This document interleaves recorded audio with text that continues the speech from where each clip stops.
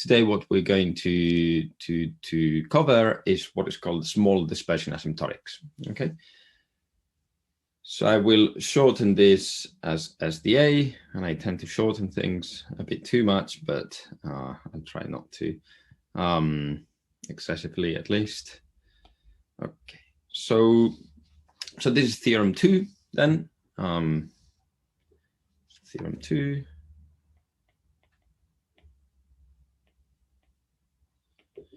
And again, as I just said, so this is small dispersion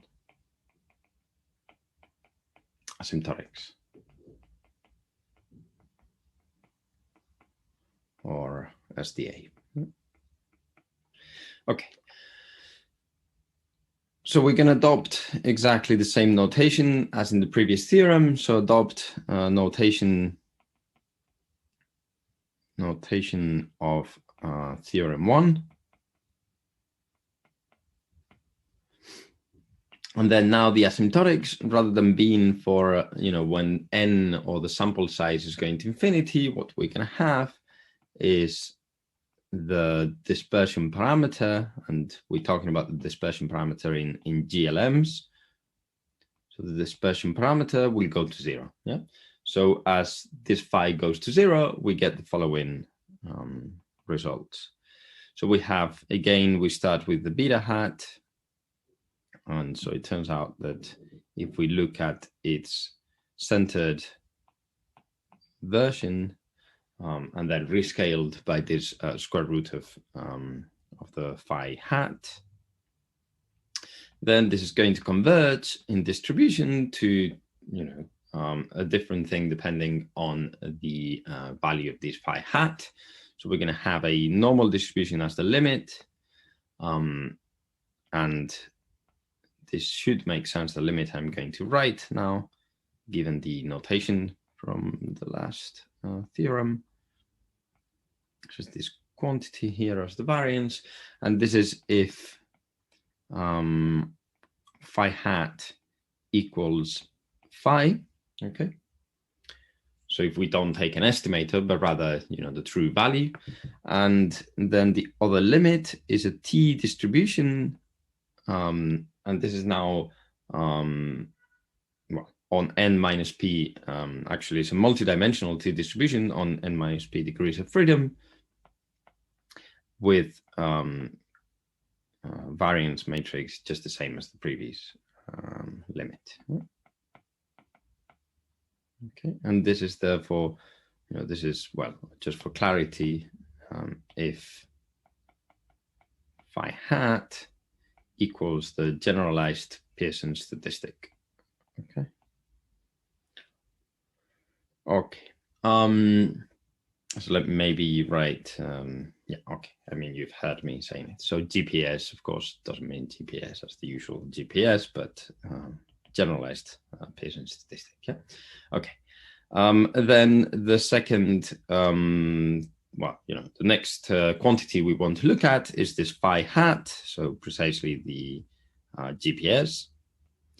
And this guy is going to converge in distribution to a chi-squared that is rescaled. So this is n minus p. This is chi-squared on n minus p degrees of freedom. And this is, of course, if the phi hat equals the generalized Pearson statistic. I mean, because if it is equal to phi, then of course, phi over phi will simply be 1 forever. Yeah. Okay. Regardless, I mean, of the values of the phi. Yeah. Okay. And then the third option is the following. The third conclusion, and this is now, this is corresponding to, comparison between two models, just as we did in the last theorem. So under this omega naught model that I remind you, it had p naught covariates, and therefore the parameters, at least for the beta parameter. Then under this omega naught, if we rescale the difference of the deviances, so by this guy, And again, the difference of the deviances. So for the smaller model minus the deviance for the, the larger model. And you should convince yourselves that this is the right way around, in that there's always going to be non-negative. The deviance for a larger model is always going to be smaller than or equal to the larger, the smaller, what did I just say? So the deviance for a smaller model will always be greater than or equal to the deviance for a larger model. Okay. So this will converge in distribution to a chi-squared on p minus p naught degrees of freedom. And this is if the phi hat equals phi, right? So if we don't really have an estimator, but rather just a value. And then the other option, which is for having this generalized Pearson statistic, is that we get an F distribution on p minus p naught and n minus p degrees of freedom. Okay, and so this is the GPS option. Okay, so let me make a few remarks about what I just said, about the theorem. So remarks.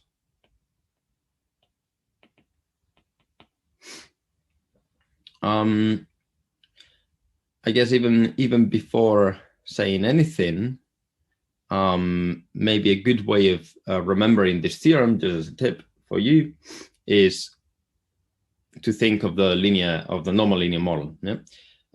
So the normal linear model, in the normal linear model, this phi is the sigma squared, and the phi hat is therefore, well, you can check actually, the generalized Pearson statistic is actually the unbiased version of the MLE for the variance.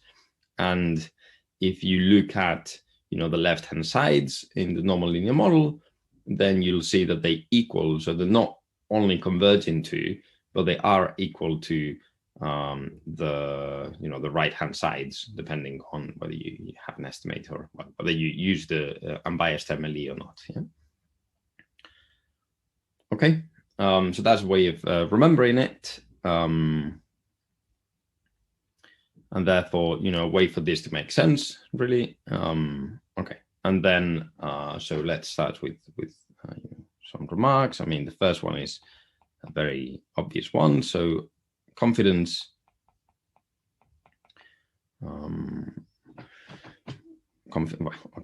confidence sets and tests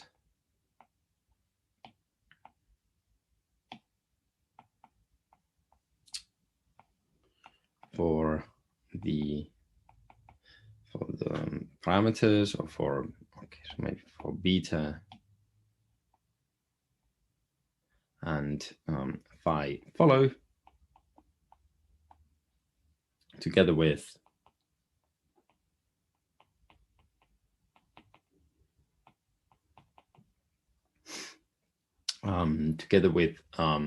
tests between models, well, between nested models, okay.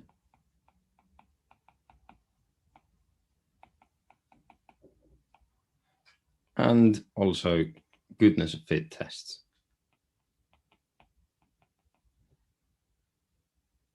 Excuse me. Yeah.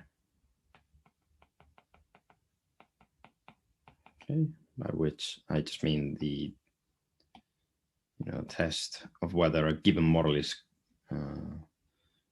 correct or not. Yeah? So in this case, we'd be simply looking at the deviances, at the deviance directly, because we'd be comparing, the fit of the underlying, or the model that we're considering versus a saturated model. Okay. So second, we have that there's a comment about SDA. Okay. because, so for SDA, we have this phi going to 0. And so, it makes quite a lot of sense if we're looking at the normal linear model that, the variance goes to 0, at least as in there is nothing wrong about it in that, we're never looking at asymptotics, but rather we're just looking at the approximations that follow from such as asymptotics. And therefore, sigma squared being small essentially means that you have a large signal to noise ratio. Okay, and that's a that's a setting, that's a possible setting in the normal linear model. And then I've also given 2 other examples of GLMs. So one of them being the binomial model. Well, in the binomial model, we said that this phi is 1, but we do have the m's to play with. Okay, so the number of counts. And then essentially they will play the role of the m of the phi. And then in the Poisson model, we don't really have any freedom in the whole dispersion parameter. If you regard dispersion as with the definition of EDFs, but there is an equivalent sort of notion, or there is a setting in which you get similar asymptotics. So this is what I want to say in this remark. Okay, so therefore SDA applies directly in this case, but applies, for instance, there are of course more options than these 3 models, although these 3 models are basically the classic GLMs. So SDA applies, for instance, to the normal linear model with large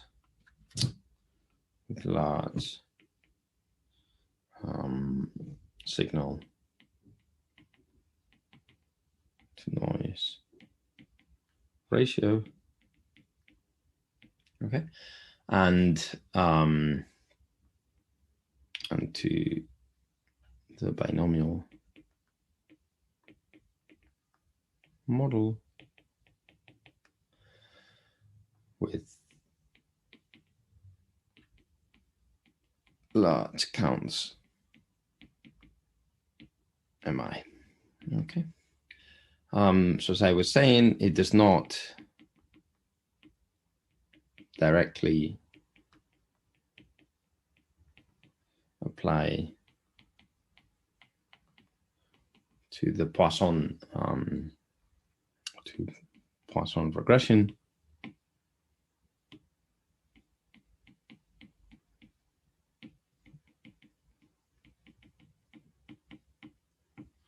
Okay, but it can be shown that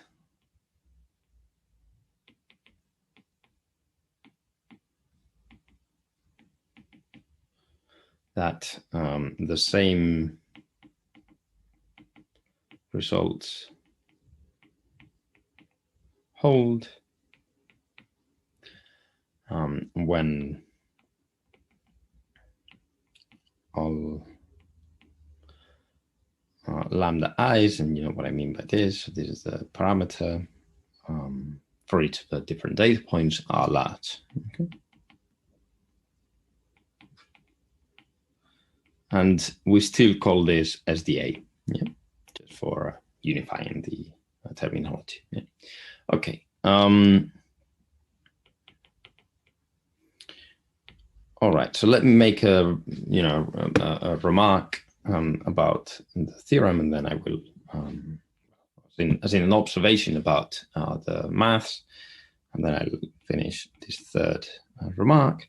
So let's take this pi hat to be the generalized Pearson statistic, and in such case, what we conclude, from the SDA theorem, so the one we just gave, is that this phi hat, if we rescale it, if we multiply it by n minus p, then it is approximately phi times the chi-square distribution on m minus p degrees of freedom. Yeah. So this is from the second part of SDA.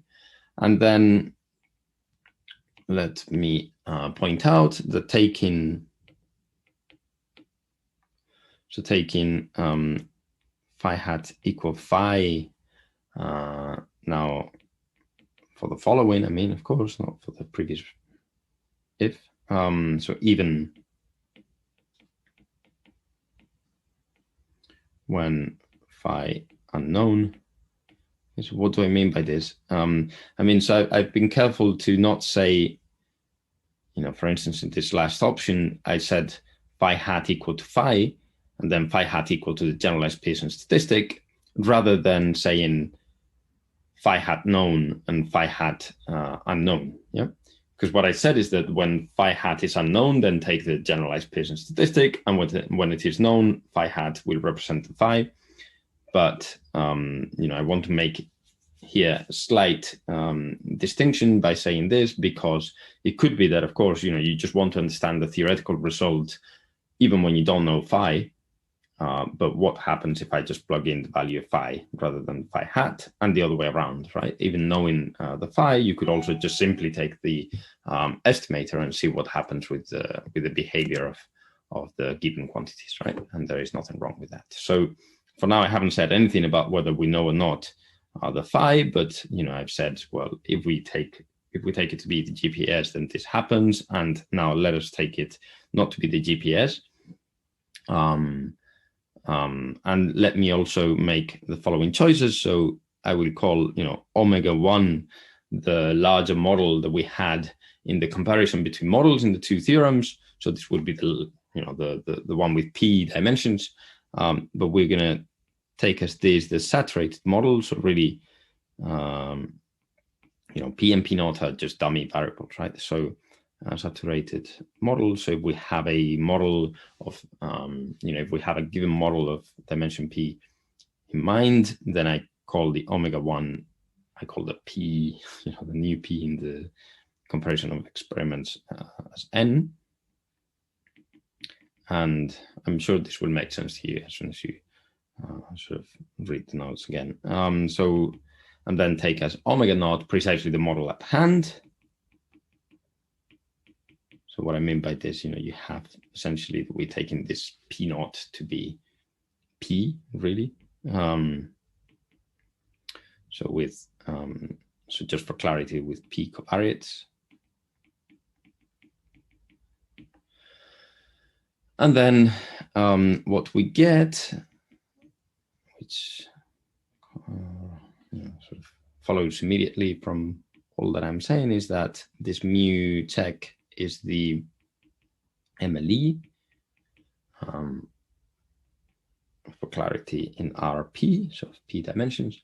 And then the mu hat, of course, because we're in the saturated model, then that's just the data, because it's the unrestricted model. And the residual, I would comment on that, deviance.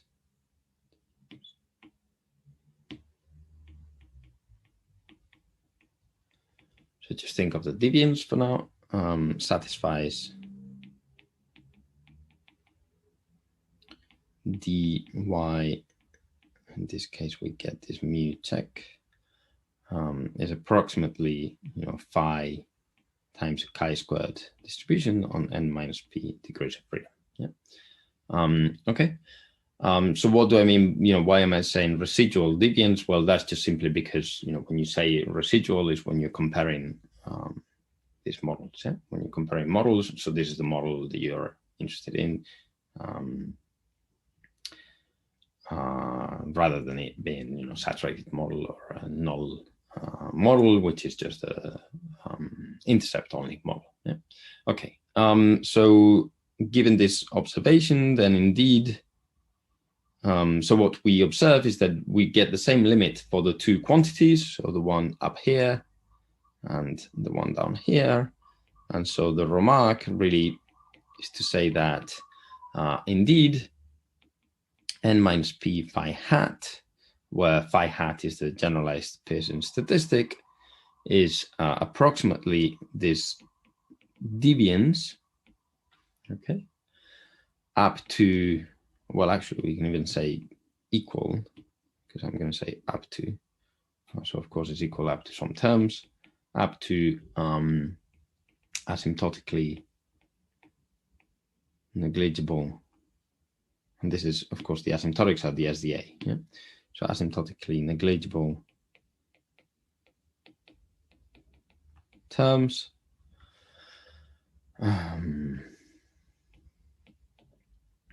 And then the second part of the remark is really that despite of this, we have that the first approximation, this one here, is generally better. Okay.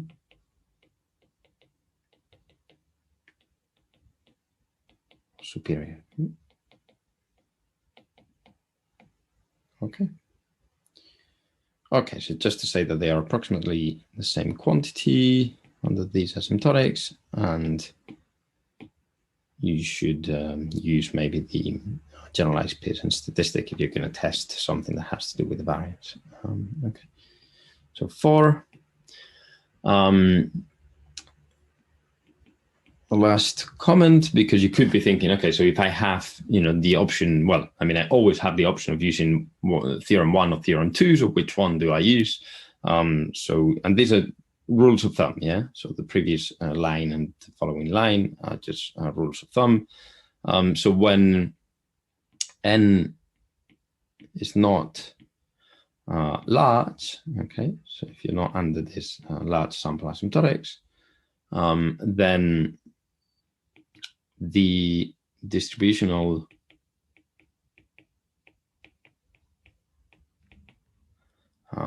approximations arising from theorem 2 are generally superior than those arising from theorem 1. Yeah, and this is even if phi is not particularly small. Yeah? And again, this is a rule of thumb, of course. I'm not being careful with, where are the thresholds, because they also depend on the models as well. Okay, so that's it. So let's move on to the practical. So we don't actually, so we have about half of a lecture for this or session. Okay, so let me stop sharing this and now share my screen instead. Share screen. Okay, so you should all be seeing this now. If you're not, please unmute yourselves because I can no longer see the videos. Okay, so practical 1. As I said, so I'm going to have it here so that I can sort of talk about it as we're going. So the version that I'm going to have here generally during practicals is a version in which I've already written the answers. And this is especially relevant, in some cases in which I would need to justify these things, which is a bit silly because these are just well-established results. In fact, well, okay, I won't jump ahead, but what I want to say is that it's just a lot better, a lot faster to do it this way, and that therefore we get time for answers, questions and answers, rather than if I take the iPad and I'm switching from iPad to this all the time. Okay. So this is what your RStudio terminal should look like, or the console. And here you get your, the documentation. You can look for stuff here, or I'll show you in a sec how to look for it as well. And what we're going to have here as well is a recollection of, the different variables that we've we've defined. So you see here the global variables, and then otherwise you get other type of information here. Anyways, so yeah, so if you're not familiar with R, then I recommend you take a look at, I was going to say the first practical statistical modeling, but that's no longer on my website. So I might, yeah, okay. So I'll upload maybe the first few practicals from statistical modeling. But if you've programmed at all, then R is going to be very, very intuitive to you. Okay. So let's start with the practical. So we start with the normal linear model, and I expect you guys to have sort of skimmed or thought slightly about these things. And I apologize because in the end I uploaded them much later than I wanted to. So I did so in the night, but I'm really going to attempt to have them a bit earlier than that. Okay, so the first thing that we need to do is to load the data, and a convenient way of writing this is, for me, is just to have this path split into 2 bits, because, then we can always use the first line, which is the source of, well, that's where I have all of the data, and then we just change the name of the data file. Okay, and remember to remove this little, I forget how you call this, but sort of end of arrows.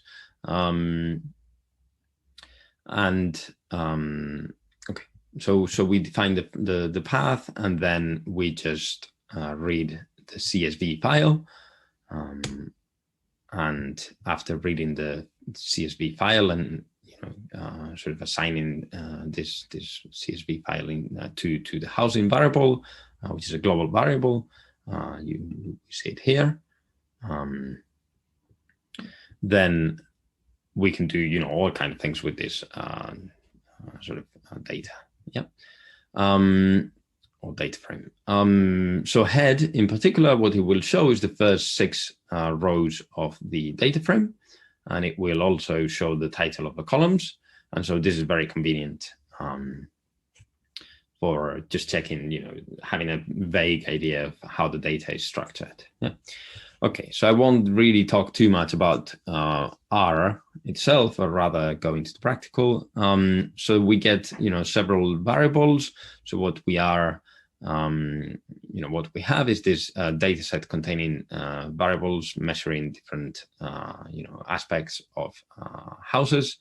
And the MED-V is the median value of the homes in $1,000. And then the other variables are just variables that we're going to use to try to predict, or to try to model the median value of the houses. Okay. So more things that we can do with this data frame is just, looking at the summary function. So this would be, so you will be wondering why I've left these things here. That's just, I guess that's a bit of there's a pedagogical point in doing this, and is that, at least you have to delete something, so therefore you may actually stop and read each line a bit. So yeah, I partly apologize because it's a bit of a pain, but I think it's better in terms of learning. Okay, so we get this summary function, which is going to give us, as you see, summaries from each of the variables. Then we get this correlation matrix, pairwise correlation between all of the variables. And then we have a function that will give us a plot. Okay, so maybe I'll make this a bit smaller. So generally speaking, one would have, so if you have this sort of fully open rather than sharing, sort of splitting screens, then you'll see here squares, which is a bit better for getting intuition. So what we have here is this correlation. Well, not really correlation. We're plotting one variable versus another, and we can, for instance, so we see here, for instance, in this guy, the MED-V and the RM, they seem to be quite correlated, for instance. So it could be, a good way of spotting out patterns already. Okay, so how do we do linear regression. So we have this function LM, which stands for a linear model. And so if we apply it, and how do we apply it? Well, we set the target on the left and then the covariates on the right. And these covariates, we haven't really defined them. They're just part of a data frame. So we need to specify, where they're coming from. And the first line will set the model, the linear model that we call housing.lm1. And then we have the summary.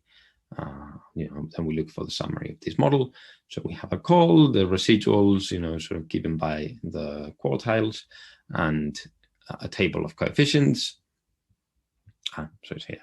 So table of coefficients with the p-values and statistical significance, and then 3 lines talking about 3 things. So now the question is, firstly about the coefficients. So how do we estimate these? And this is really a reminder, yeah?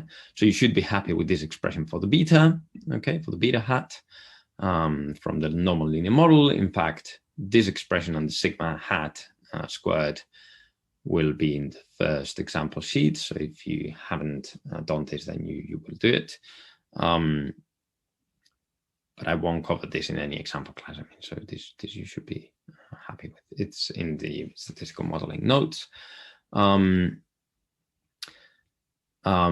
Yeah, so then how does one obtain the standard errors? Well, these are the usual answers. So if we look at this matrix and compute the covariance matrix, then we get essentially this guy there, and so times this guy, and so this just corresponds to the diagonal element.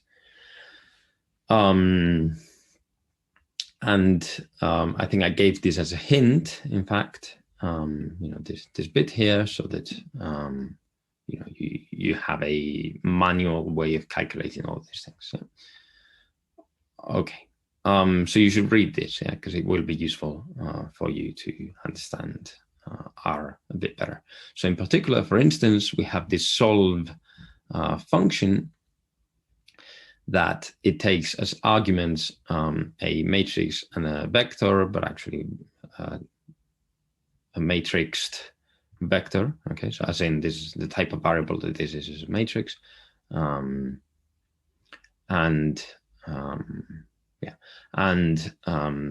what this function will do is just to sort of imagine that we have this matrix times an unknown x, lowercase s x, equal to the right hand side, and then it will solve that equation. So essentially it will give you this guy inverted times the vector. Yeah? So it's just a way of writing the inverse and the product all together. But if you have any doubts about these things when you're looking at things at home, then use so it should be somewhere here, the help function. Okay, well, it's not here, but so for instance, if we want to know a bit more about the function solve, then we just write question mark solve. You should be doing this a lot at first, and then you have a description of the function, the arguments that it takes, and then some more details so that you understand it better, and all kind of things, depending on the function at hand. Okay, but more importantly now, the summary. So, for instance, there is a question here as to what is the estimated coefficient of RM? Well, that's just the value here, so the estimate, of course. And what's the interpretation of it, and how does it differ from a model in which we only have this RM as the variable? Yeah, so imagine that we're just regressing the med-v onto the RM and no more variables. Well, you should be familiar with this, and it's just saying that, and I guess it's a bit easier to see it the other way around. Well, okay, so imagine that we haven't input any of the other variables, and we only sort of regress on RM. Then it's sort of clear, right, that is the value of the med-v. How the med-v will change when we add a unit of RM. Okay, and this is mathematically speaking, now in more quantitatively rather than qualitatively rather than quantitatively. What we say is that an increase in RM is the number of rooms. So as we add one room, and we are in the model with just one covariate, where you get 10.2. So you should convince yourselves of this. So you can check this by copying this and deleting everything here but RM, and you should be getting something around 10.2. So then what it says is that as you add one room, the MED-V, or the median value of the houses, will increase by $10.2 thousand. Yeah, remember that it was measured in thousands of dollars, and so this is the number of dollars. Yeah. Okay, so that should be clear. But then, how does that compare to this 9.16? Well, we could try to be finer than just saying I want to regress it onto one variable. I want to take into account all this set of variables that I have.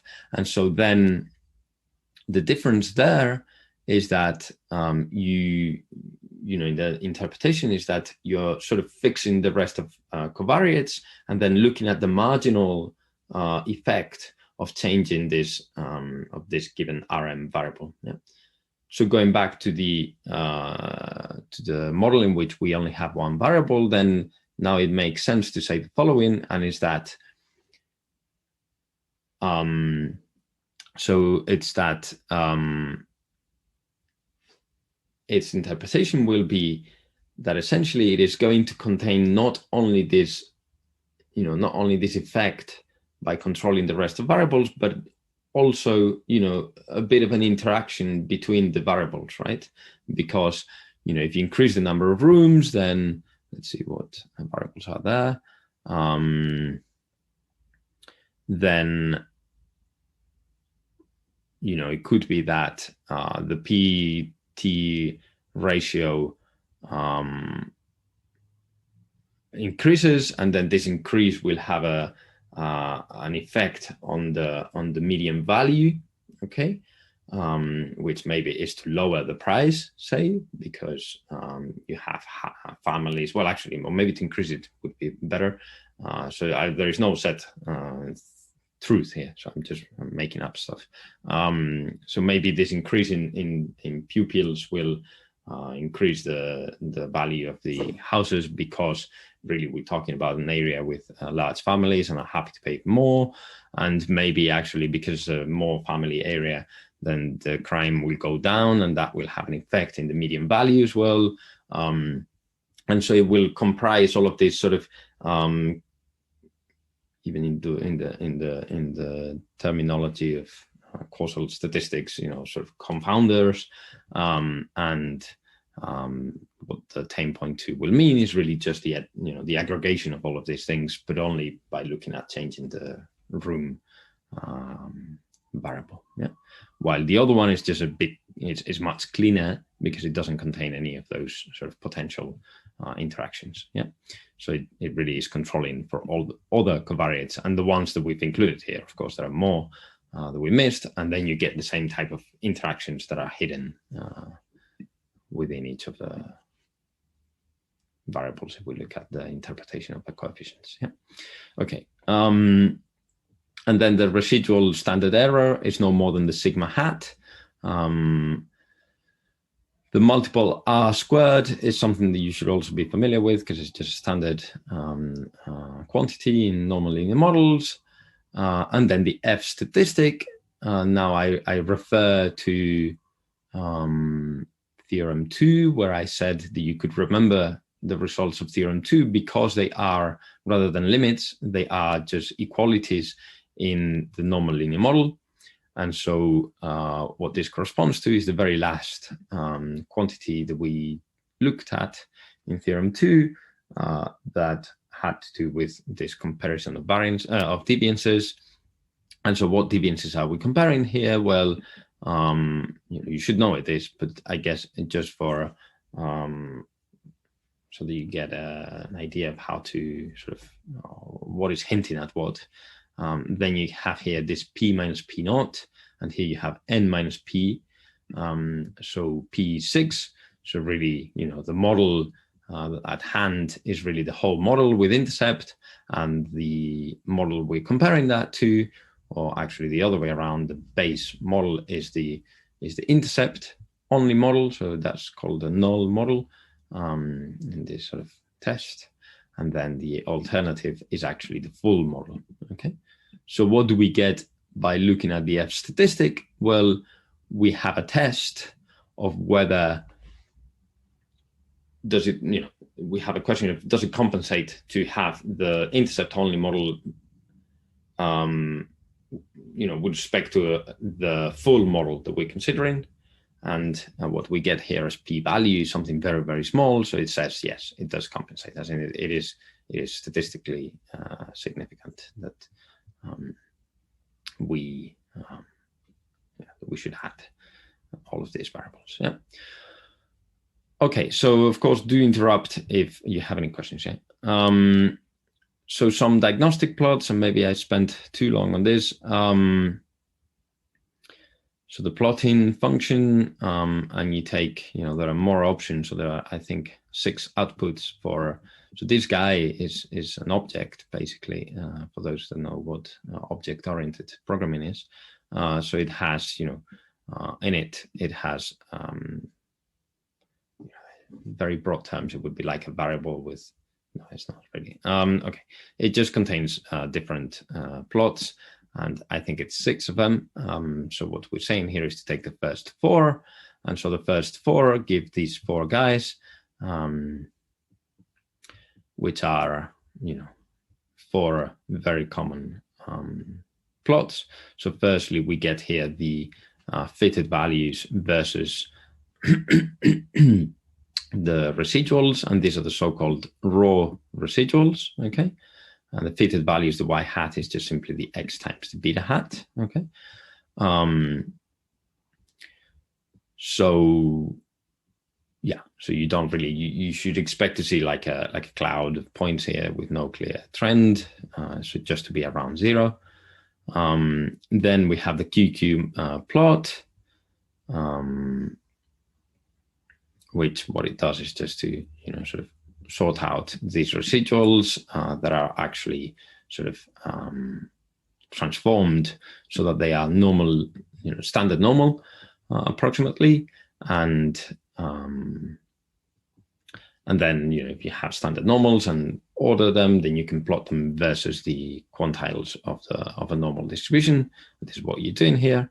And so we expect, if the model is correct, because if the model is correct and these guys are more or less standard normal, then we expect this graph to be, or these dots to be around the main diagram. Yeah. Then this scale location, what we'll do is just to look at this is sort of to check the homoscedasticity of the model. So, whether we actually have this this sort of constant variance. And for that, we don't care about the sign. So we take the absolute value, then we take the square root so that we sort of shrink things around 1.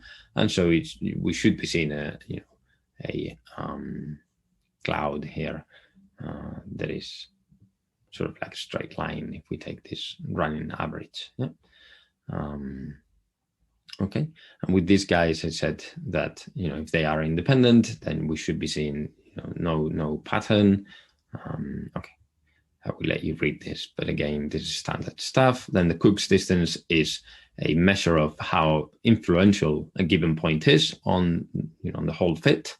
And if they, you see here we have 100 data points. So for each of them, we've computed this quantity. And so, for instance, these 2 and that one, maybe they are a bit too large. How does one decide whether they are too large when you compare to this quantity here? Okay. But even if it were too large, some people would then take them out because they say, well, they're too influential. But that's a bit, you should go back to the data rather than just taking them out immediately, and check whether it makes sense to take them out or not, because it may be that they are influential, but still makes sense to have them on your fit. Yeah. So this, in some sense, to look for outliers, but again, you shouldn't just be trusting this blindly. Okay, so for instance, here it says how to check whether the QQ plot is whether it is indicating any lack of fit in the model. So these are diagnostic plots, right? And so they, as the name says, what we're trying to diagnose is whether the model is a good model for the given data set. And so you look at these guys and say, well, is this showing that they are a good model or not? Well, for instance, with the QQ, what one can do is to generate some data and see what the plots are for those, for instance, 9 data sets. And then you see some similar pictures and you say, well, yeah, it looks like this could be sensible as a QQ plot under the given model. Okay, so that's a diagnostic. Again, these things are a bit hand wavy. They have a justification behind them, but checking them by eye is what is a bit hand wavy. Yeah, but that's life. Okay. Okay. So just below 5 minutes left. So we won't do all of this. So here we have some insurance data. Okay, so we are interested in so understanding the number of claims of 35 customers, depending on their age, to see what the impact of the age is on the claims. Yeah? So we do exactly the same thing. So you should do all of this at home, by the way. So we do exactly the same thing, and then we fit 2 different models that are GLMs. So here I explain what you should be trying to fit. So you should be, well, in this practical, you don't need to know how to input this into a function directly.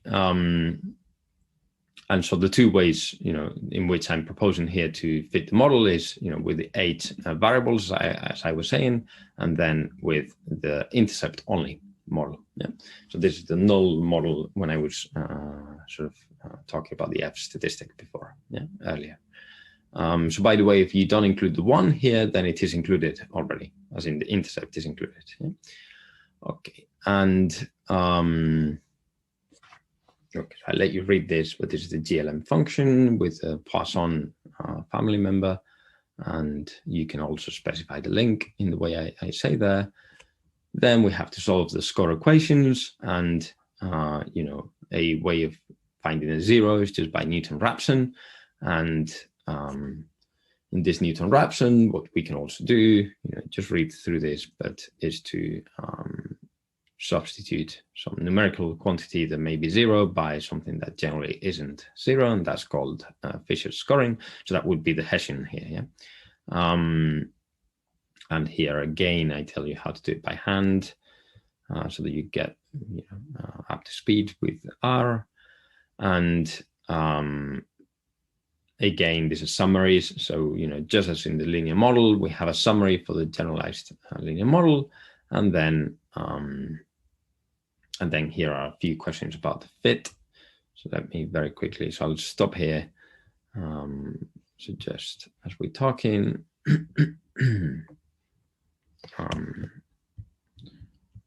Okay, I mean it's about time now, so I don't want to take up much more time.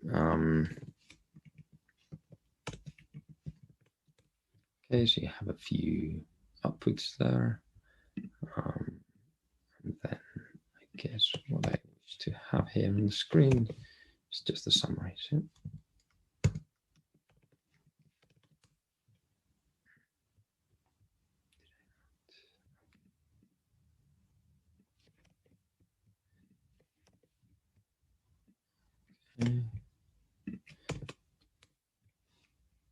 So we fit the models here, the 2 models that I said, and then we have the 2 summaries. And so again, we see, this table with the quartiles for the deviance residuals. then a table of coefficients. Of course, this model only had one variable, so you get the intercept and that variable. Same ideas, and then the null deviance is the deviance for the intercept only model. Residual deviance is for the larger model. Now, if we are looking at the intercept only model, then of course the null deviance and the residual deviances are going to be the same. And yeah, and these are the degrees of freedom.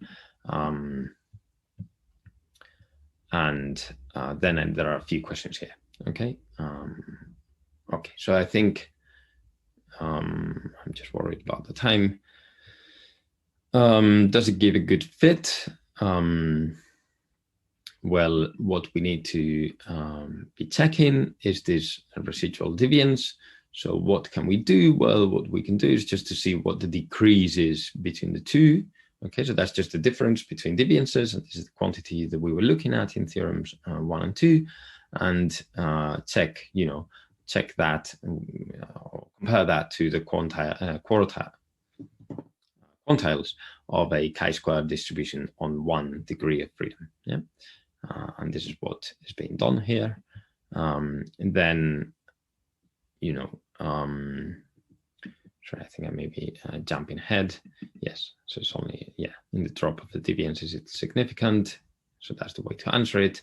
If you just want to check the fit, then what you can do is precisely to do as in the third remark that I gave in the SDA. So if you take things appropriately, then you can directly test the model through the deviance. So you don't need to take differences of deviances. And then, a confidence interval for the parameter is just the usual way, the usual thing. So you take your parameter and then you take the standard errors. And because you have, a Z approximation, that means a normal approximation. Then, so remember, you could use SDA or large sample asymptotics here. SDA would be a bit harder to justify, but it would be with phi known. Yeah. So therefore you get the normal approximation, and so you have to add, basically the standard errors times 1.96, which is the sort of alpha half quantile of the 1 minus alpha half quantile of the normal distribution with alpha equal to 0.05. Yeah. Then last question is, what about for the estimate of this 1 year's increase? Well, you need to look at the image. So this is like the mu hat, right? So this is the image through this function. That is the inverse of the link function. And a simple way of having an interval, confidence interval, is just to look at the confidence interval and then just apply the link or the inverse link function. Okay. And just check this plot, and then we'll talk about these different residuals in the next lecture, because they are based on, I won't really talk about them too much, but they are based on what I gave today, and so it's a bit, it's pushing it a bit to expect you to have digested everything by this time.